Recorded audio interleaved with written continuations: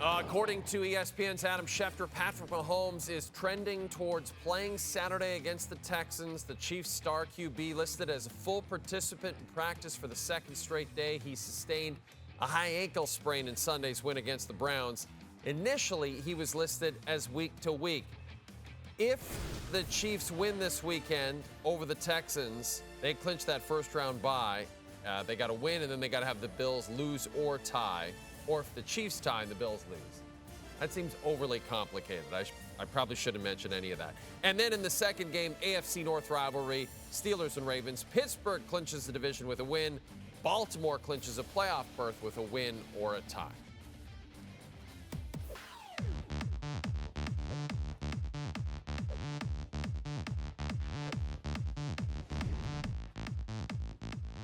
And that leads us to our weekly segment, Luke Who's Talking, with Canada's favorite tight end, Luke Willson, joining us from, Luke, are you in LaSalle, Ontario right now?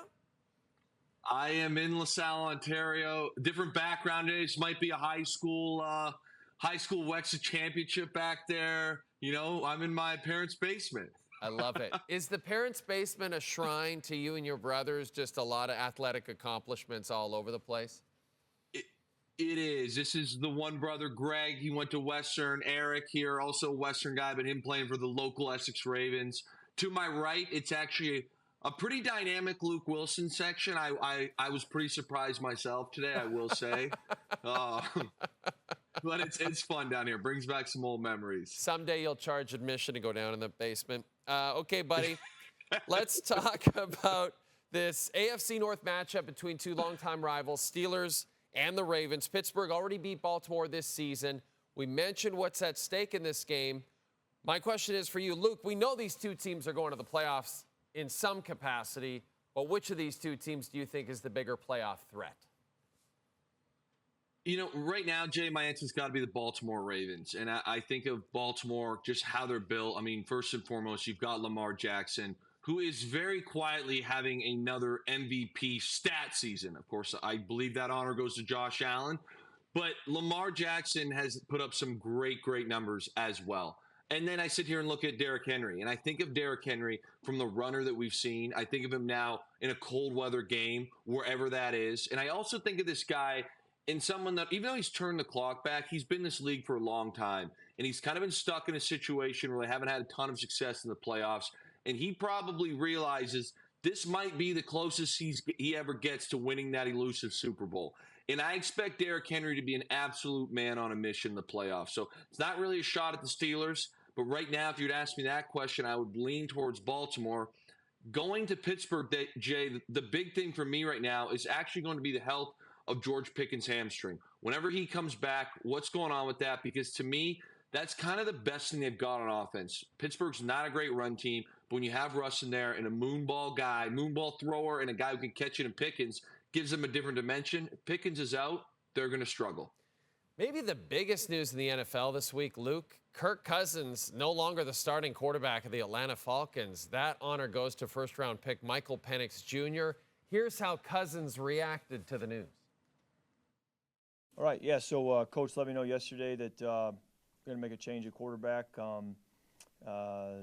You know, it's pro football, and, you know, there's a standard that you know, I have for myself, that the team has for me, that unfortunately, I wasn't playing up to that standard consistently enough, and so, you know, it is what it is, and you know, you roll with it, and now, you know, you still get ready, you know, one play away kind of a thing, and support Mike, and just try to help our team, you know, be able to find a way to win these last three to get in the playoffs. You hope to still be a starter in the future in the NFL?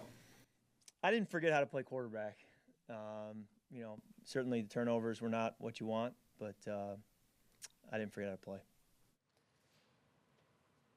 Now, the Atlanta Falcons are very much in the thick of that South Division title race. I mean, forget about the playoffs. They could still win the division title and beat the Bucs out. This is a really bold move by Raheem Morris. Do you think it was the right move, Luke? Or do you think it might cost the Falcons a chance at the postseason?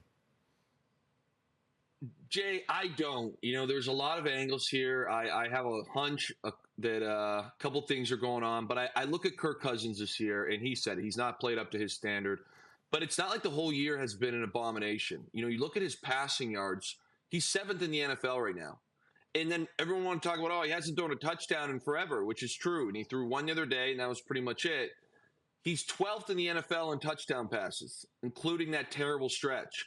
The glaring issue is the turnovers. He's thrown 16 picks. It has been brutal. But I sit here, and Kirk said it best himself. The man has not forgotten how to play quarterback. He did not look good against the Las Vegas Raiders. I'll be the first guy to say that. They also threw the ball 17 times. He had 6 incompletions in that game. So I sit here and say the week before he throws for 344. Granted, what was the issue? 2 picks. So it's a bit confusing because I sit here and say, hey, this team is 1 game out of the division. They are 2 games out of the wild card, and they play the Commanders in a couple weeks. You're going to basically let, the fate of your team roll into a rookie's hand. It's a strange play to me, and I almost wonder, though, to a degree, the Falcons have the New York Giants this week, which is a terrible, terrible football team in this moment, and the defense is bad.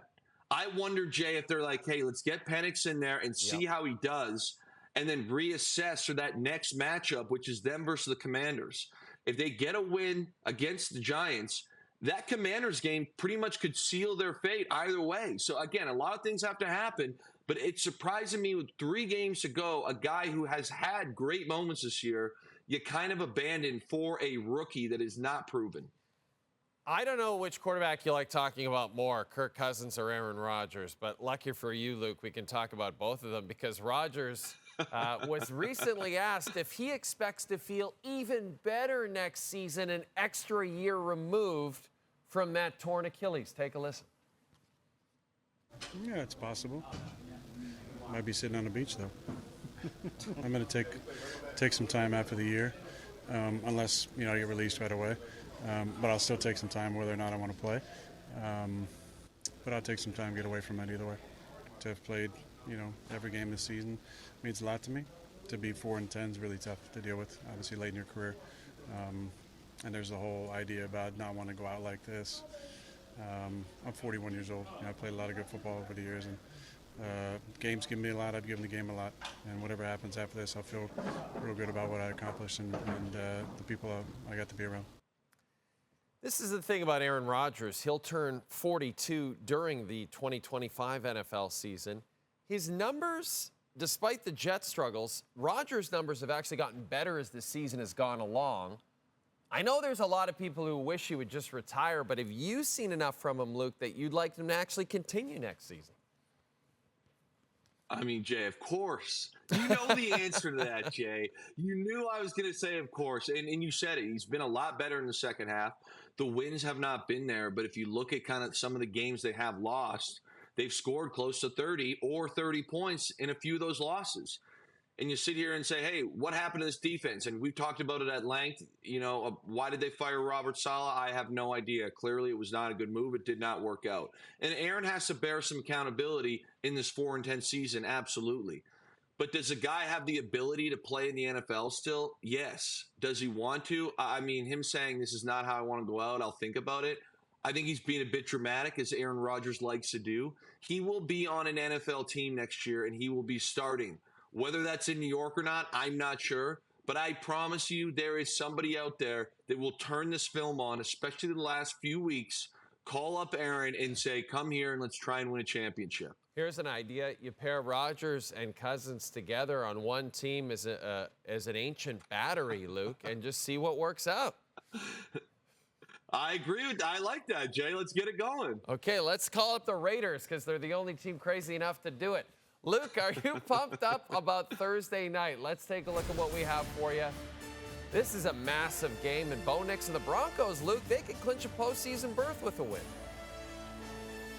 Yeah, and I'm expecting some fireworks. Getting short week, going to be tougher on the rookie there, Bo, but Sean Payton seems to have him humming right now. Chargers kind of had a tough week, need a rebound. A lot of implications. I'm fired up for this one. Yeah, Chargers are 2.5-point favorites over the Broncos. After that game's over, Luke will join me in studio after he makes the drive from LaSalle, Ontario to our studio here in Scarborough. He'll just roll right in. Maybe he'll bring his brothers with him.